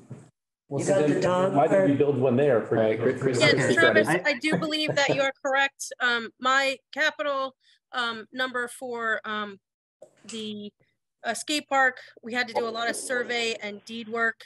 So that, I think that was why it was higher. But that is, I didn't have that in front of me. So you're right. That's what the 25 was. Thank you. Okay. Great. I guess you guys, what I'm getting at, I'm sorry if I'm irritating people, but No. I feel like it bears more research. If I'm coming up with all this stuff, like literally out of the top of my head, like, dang, I'm like just coming up with stuff. The more I think about it, the more questions I come up with. Yeah. I think pickleball's cool. I mean, I guess. Yeah. I mean, in terms of the current situation, I don't think that we foresaw it being such a hot button issue. And what's happened is now the basketball courts are now being used for pickleball, and then the dog park people are like, I don't have anywhere to park. And I mean, just parking at Green River Park is an issue anyway. Yeah. Without all of this extra stuff. So yeah. I think it bears. There's a Facebook page. Yeah, for the most part, as a dog person, it's not that big a big deal. The times that it really gets to be a big deal are when there are football games going on and the pickleball people are going, and you know that. So it's like weekend stuff. The parking can get a little hairy. Yeah. So Yeah. I just But wanted that's to, okay. I just wanted to point out that it is 7:04 right now. Oh, okay. So we're crushing it. Technically, our meeting's supposed to, ends at 7, but It seems like we could put TBD back on Yeah, on yeah, this yeah. one. We only got one. But I think we can do one. I think we can do one real quick and dirty. I think we Yeah, can. yeah. I think and that is that the drinking fountain. Yeah. It did not, it was too expensive. I didn't see, you know, in any of the responses, any great support for it. So I think that's my belief, that's a no. But other people should tell me. I just want to, okay, I know Tom's a no. I just wanted to add that from my top 3 categories of comments that projects received, all of them had a positive first comment, you know, by number, except for this project. This one, the most common answer was too expensive. The second most was not needed. And then the third most was like general support. So this was the only one that had like a negative one. I'm glad to be that my opinion early on has been justified by the masses. It makes me feel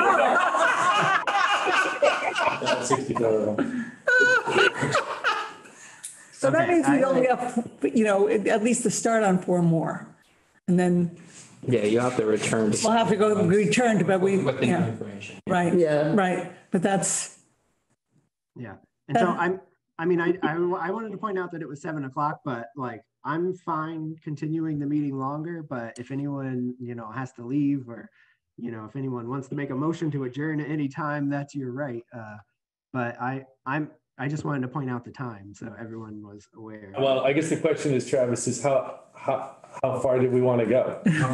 Do we want to try? I mean, I'd like to get rid of some more of the TVDs, but I don't want to be here too long, you know? You'll have to, if you're going to continue, you should have a public comment now and then continue afterward, because the meeting was advertised as 5:30 to 7. Okay. So you should have the public comment and then you can keep going. okay. Yeah. Yeah, okay, that makes sense. I would motion that we move to public comment and then just determine if we want to return to this item. Whoops, from. Yeah, I have to go to a rehearsal that starts at 7. I'm going to be late anyways because I'm on the road, but I'm going to have to get off quick in a few minutes. Oh, well. Okay. At least 15 minutes late if you're like right in the parking lot. All right. So, okay. So if there aren't any objections, we'll go to the public comments right now. Yep. Okay. Christian, can you stop? Yeah, thanks. Just so I can see. All right. Does anyone have I think what did we say? 2 or 3 minutes on the agenda? This one was 2 minutes per speaker. Okay, 2 minutes per speaker. And then if we get through all the speakers and someone wants to talk again, you're free to do that as well. So if anyone, I see Nancy Hazard, go ahead. You can introduce yourself and then you got your 2 minutes. Thank you. This is, I think, the first CPC meeting that I've really been to, and I've been really impressed, Travis, with the amazing analysis that you've done and the in-depth conversation that you guys are having. And the question that I came, but I think you answered it, is that it is possible to do partial funding that you can recommend. Is that accurate? Okay. So and I particularly want to talk about the Highland Park signage project, which ballooned from a very simple project when Joy first posed it to a huge project. And I would love to see, I don't know what it would cost to do, let's say, the mapping and planning aspect of it, and leave the rest for both looking for other funding and maybe coming back next year. So that one, I particularly wanted to say something. And I'm very much, well, most of what you guys or have as high priorities, I think are probably my high priorities. And it was interesting to see the chart that you just showed. As far as the Wealth Street housing thing, I'm curious why a full 100,000 wasn't there. I would really like to see that there. And I think the money is there to do that. And also I think the barn rehab, I'm not sure you had the full, but I would love to see that also. And I'm thrilled that how high the bike route to Deerfield, how far, that people are really into that. I think that's really important, not only for recreation, but also looking into the future. As most of you know, I'm the climate person. So it could be an incredibly invaluable commuting route for people in the future in a way that doesn't involve climate emissions and stuff like that. So I think those are my biggest comments. Thank you so much. Okay, thanks. That was just barely over 2 minutes, so that was good. All right. Do we have anyone else who wants to make a public comment? George, I'm raising my hand here, Travis. Yeah. Come on up.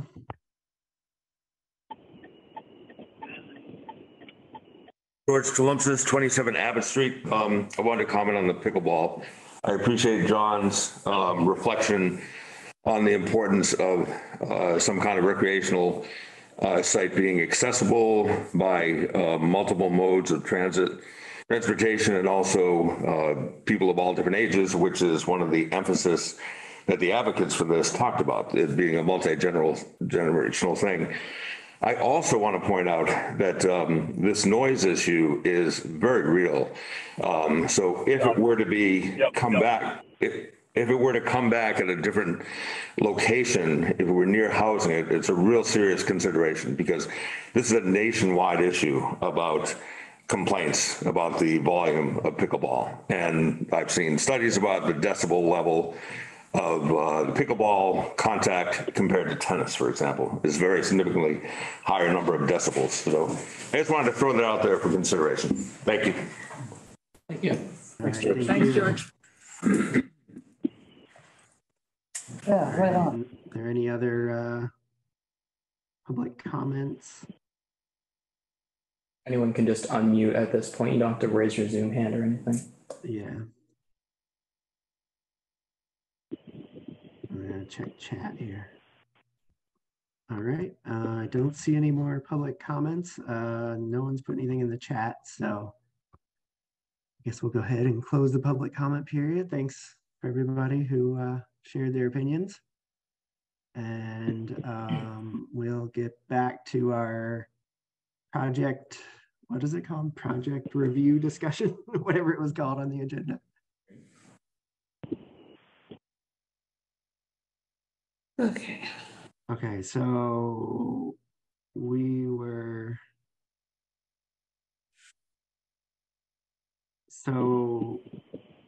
yeah. If we're still looking at TBDs, obviously we're not in final numbers on anything. I would also propose that we go no later than 7:30. Okay. And also say that, like, one thing that we could all do prior to the next meeting is this snazzy spreadsheet. You can make a copy on your own Google Drive, and then play with the numbers. And it would be interesting to, like, basically overlay all our numbers. Like, if, assume we're going to spend the full 335, or if someone's like, no, I think we should only spend 200,000 this year, and this is what it would look like. That would be, I think, also interesting. I don't know if there's a good way to, like, actually overlay them, or that ends up. I think it would be interesting, like, for fully funding. Like, obviously partial funding would make it more complicated, but you can just do basically simulating what the committee would vote. 6 out of 9 people voted or put all the funding towards this project. So I think that could be interesting. I could prepare a spreadsheet and you'd send it to just me individually. Obviously, you wouldn't send it to the whole committee. And then we have that ready for just at the next meeting. Excellent. I was thinking, that's a good idea. I was thinking, my mind went to, for the partial funding, there could be like a little box plot on each one, but that gets really complicated. Like a rainbow gradation. Right. All the way to. To get to pink, everything's fine. Right. Okay, so Christian, would one of our goals be to be like, what total do we want to end up with? So finance has recommended no more than 335,000. But you can totally go less. You can go slightly more if you feel like you need to. And you can see the numbers in each column there, the 47,000 under each of the three, and then the 192,000 for flexible. So, and then this sheet automatically subtracts what we have in there and then shows what's left in the green for each column. That's what we have allocated, right? Right. Well, so in fact, we can't, well, if we stayed at 335, we actually can't spend more than 324 because we don't have enough historic, even if we did all of them, to fill up the 47,523. well, it would have to come from flexible. Yeah. Right, flexible, above what we have already. Right. Yeah, that's if you kept the agricultural society as 20,000. If you did more to agricultural society, you could get the 335. Right. Yeah. Yeah. You can certainly get to that amount. Okay. So do we want to go through a couple more of these before? Sure. Why not? Okay. Recreation site amenities. All right. Site amenities. Your score for that was a 39 out of 55. For the survey, it was a 3.3 with 62 responses. And I guess I'll just pull up the breakdown for each of the questions just. Yeah. And then I can also point out that the top three comment categories in order for this one were general support, too expensive, and then a tie between more research and maintenance concerns. We talked about the maintenance concerns, so that's clear. Yep.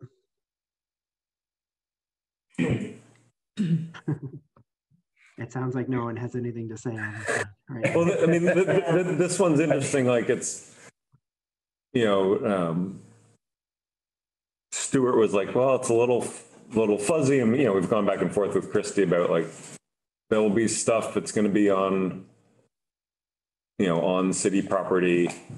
I don't think we have an exact list. It seems unlikely that we would give a full 109 to it. So it feels like, at best, we're going to be doing partial. This sort of thing seems like it very much, you got 10,000, you buy one chess table for, Hillside Park. If you get, 30,000, you buy a chess table and, you also get a cornhole thing to put somewhere else. I mean, I think now that we're talking about it, I'm remembering that, there's just so many recreation projects, and that's where our thinking process we went through, and there were just so many to fund, and we're like, well, which ones? We kind of started to sort of prioritize those recreation ones that we felt like either were the most worthy or the closest. I'm out of time.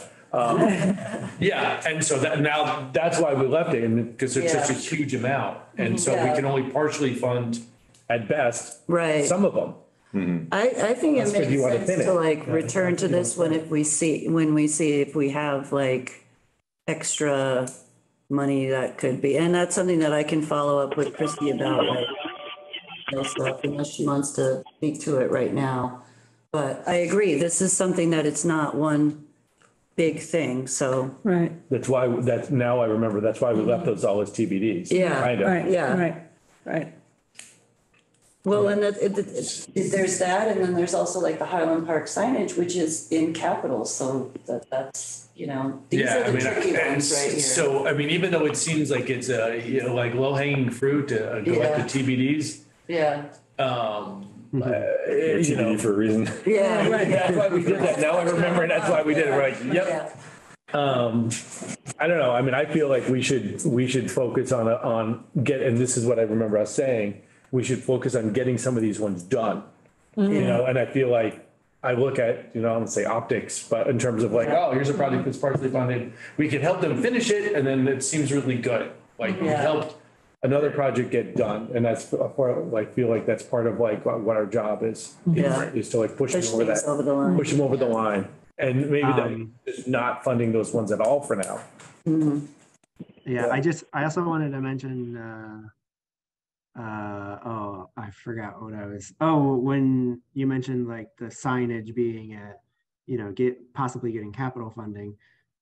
Also, Beacon Park may possibly get capital funding, and we already have money in there for that one. So it's a lot to think about. So yeah, maybe we could come back to that one and go to the bike route. That one's a smaller amount and maybe easier to talk about. Yeah. The bike one, you know. Oh, go ahead. Yeah. Christian, you go. Run through the numbers. So bike route for you was a 42. For the survey was a 3.9, and its breakdown in charts looks like that. I did want to note, this is kind of a thing for a lot of the projects. People were very frank about it's valuable to the people of Greenfield, but it isn't valuable to me as a citizen. So I feel like those are non-bikers. So there is a difference between those two numbers, which is reflected. I just thought that was interesting. And then Travis, you got your top three. And then, so this one was a little weird because the top one was general support. Second one was not needed. And then there was a 4-way tie with like, what was it? 1 each or something, or 2 each, 1 each, between someone who didn't think the project went far enough in, you know, its goals, one that said to fund it in a future year, one that was unsure of whether there was even demand, and then someone who said that it should be funded through non-CPA funding. But the overall majority was general support for the project. I mean, this is another one of like, I think Stuart mentioned it, and you know, also to John's thing, like we're funding another study. Like COG's done a study on bike routes every 5 years for the last 20 years.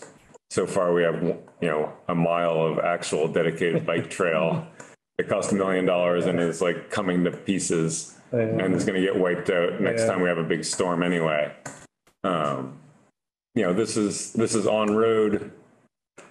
It's not in Greenfield. Yeah. Which is, you know, I realize we're allowed to do that. You know, as you know, I'm a big cyclist. This was actually one of the ones I graded the lowest. It was above the Elmer Pond, but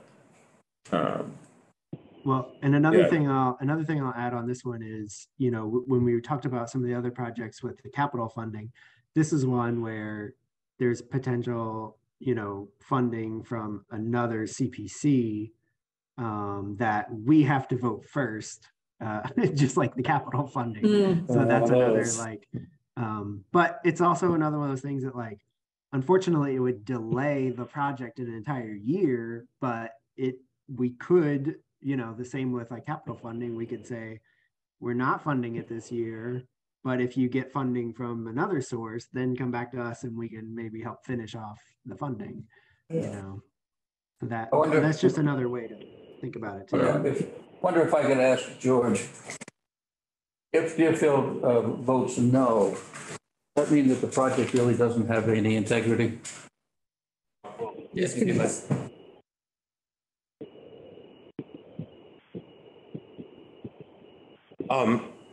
I don't know the CPC stuff enough to know that if Deerfield were to vote yes and Greenfield vote no, what happens with that.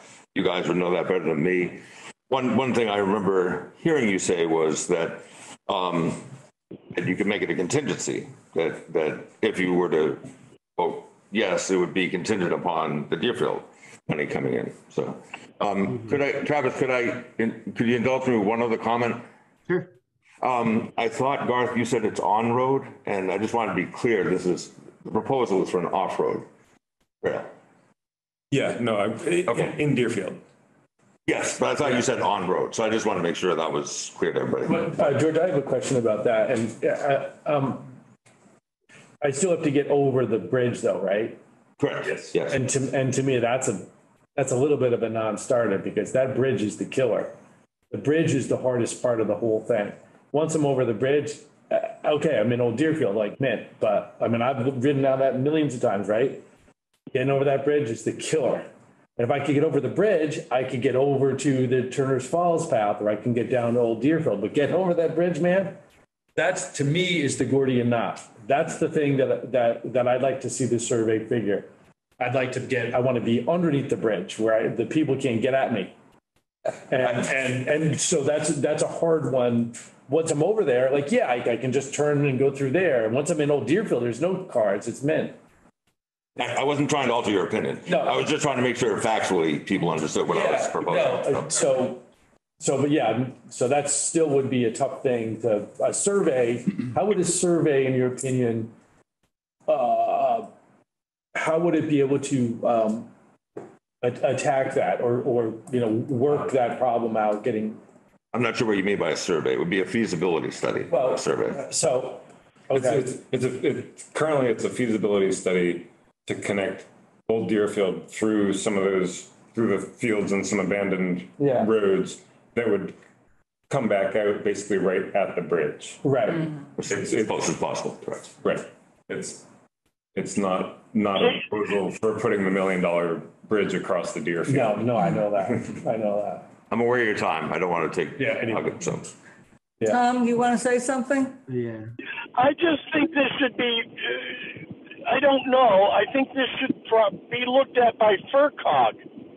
It's multi-town, and, FERCog may be able to help with some feasibility expertise or some funding for feasibility. If I could just quickly answer that, it was as in the materials I submitted, this exact feasibility study is what FERCog recommended. Well, okay, excellent. Thank you. Okay. I'd just like to mention that I think this can be looked at another way. And that's in terms of economics with the town and bringing more people in through town and not just Deerfield, but Greenfield as well, because people go back and forth. And so I think that's a piece of this that we need to kind of look at as we're thinking about this, because as much as it's recreation, it's kind of like people talked about the pickleball as being, all these people would come from other places. The fact is that a good bike trail there will get known and people will come. I'm real torn about it because I've seen and walked on bike and hiking trails that have gone through cities and they've built them up over years, and it totally changes the quality of life. It changes where people build houses. It changes so much. And I would like to see this. I would like to have us see a trail that goes all the way from Just Roots, actually, somehow coming along the river, going I don't care where, as far down as possible. And I'd like to see a study done that's something like that would really draw people in, because we don't have anything good right now. We just don't have it. And it is such a quality of life issue to me. I just wanted to, hold on, I'll get to your question in 1 second. I just want to point out that it's 7:28 right now. So. Oh, yeah. Okay, go ahead, James.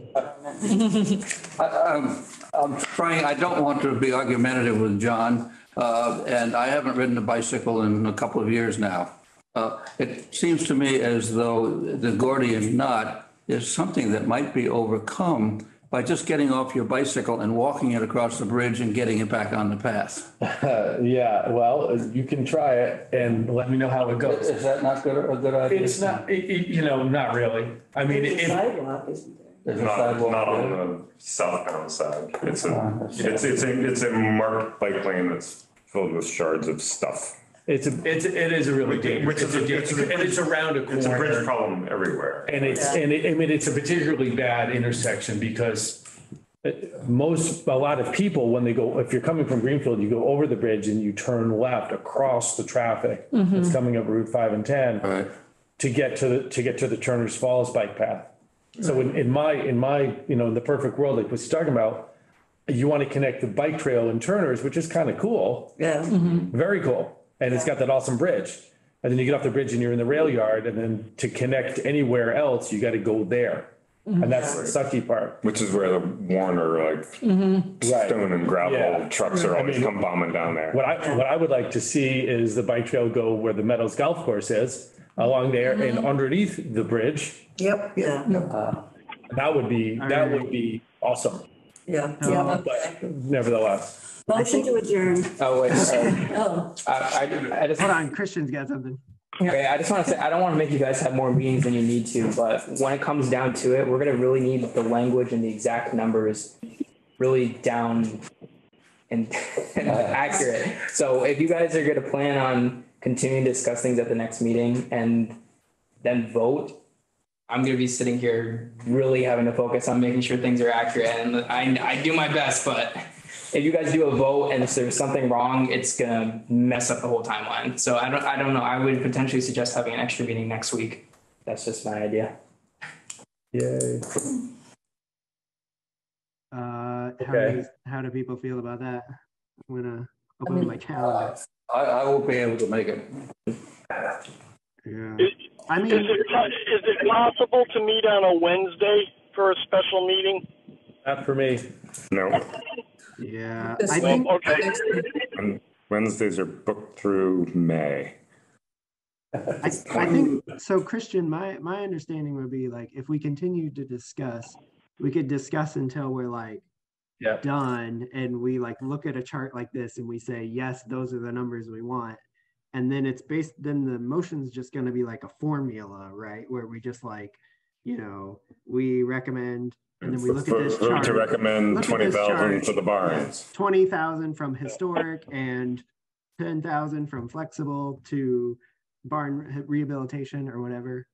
That's my understanding, right? So I would say we do all the discussion first at the beginning of the next meeting and try, and hopefully if everyone goes home and fills this all out themselves and fill this out and don't have any TBDs, when you do it, either have either a zero or a hard number, and then we'll come like gladiator games, thumbs up, thumbs down. Yeah, and then we're gonna have the technique to get through this. Yeah, and it is great talking about it, but we're gonna have to hard nose. And when we vote, it might not be unanimous either. You might disagree with the motion that we're putting forward and how much we're recommending, but then that's up to the vote. So. Yep. I got to fly, folks. If we have a meeting next week, I'll endeavor to be there. Okay, so I guess what I'm saying is I feel optimistic that maybe our meeting might go a little longer next time. Like this, but if we get all our homework done and talk about the numbers ahead of time, have them all written down, that way Christian's not just trying to remember it as we go. Then I could even just sit here. If Christian wants to send me the language for the motion, I can have it printed out and just read it off and then fill in the numbers and just make sure it's precise. If that's what we want to do. So I guess I'm saying I feel like maybe we don't need to have another meeting, but do your homework. Or maybe at the next meeting, if for some reason we can't decide, we could add another one, then we're forced to add another one after that. Right. My only concern about that is you'll miss the committee chairs. So you'll be bumped back a month. And so it's good. And if city council really wants to take some extra time to think about these, they're going to be right up against June 30th. Yep. Is committee chairs on the 28th? The committee chairs is, I think, the 4th. Okay, so if we didn't finish But on you the have to- 23rd, if we did the 30th, No, but you have to have things like ready 5 days in advance and all that. So I have to look more specifically, but you should, if you want to get through this process and have things talked about at city council in April, you have to be done at the 23rd. Or schedule a meeting for like the Monday after if we had to, but I think we can buckle down and get it done. That's what I'm saying. Yeah. Okay, we have to. We have to. So what you're saying, just to reiterate, what you're saying, Travis, is that we all take the spreadsheets, go home, put in numbers that we feel comfortable with, right? And send them to Christian. Yeah. And that should get us down the road. He'll overlay them, and then like where there's general agreement, we can, see where we generally agree, and then we'll hammer out the details, and then once we get our numbers together, we can vote. Yeah. and there may be some where we're like, anybody in favor of 50,000 for this one? And we don't have enough, but somebody's like, oh, we have enough for 30,000 for it, or, put an friendly amendment to change the total to 45,000. So just be clear, Christian, you're going to send us this, okay, and then we're going to mess with it and we'll send it back to you. Yeah. All right, good enough. Make a copy. Yep. Yes. And then, but we're not having an extra meeting. Is that my understanding? The 23rd is it? Yes? I think so. I think it sounds like it's going to be too complicated. Go team. One last thing, we should have a deadline to get stuff to Christian, so he has time to review it. Yeah. So what is our deadline for that? Yeah, you give us a deadline, Christian. I guess just give me a week. So the 16th, which is a week from now. Okay. So I'll send things out tomorrow morning. Okay. Okay. Yep. Thank you. All right. Get done before St. Patty's Day. We did have a motion to adjourn by Donna, I believe. I second that. And that was second seconded that. by John. Yeah. Hold on. I guess I'm just going to do a roll call vote again because I can't even see everyone to know for sure. That's all right, we're hiding. Motion to adjourn, vote, Garth, Yes. Tom, I think he might be gone. Yeah. Yes, he is. He has adjourned. Okay, Wisty, Yes. John, Yes. Susan, Yes. Donna, Yes. Dave. Yes. All right, I am also a yes. So we are adjourned at 7:36 p.m. Thank you, everybody. Thank you. Thanks. Thanks, visitors. So who's doing notes next time?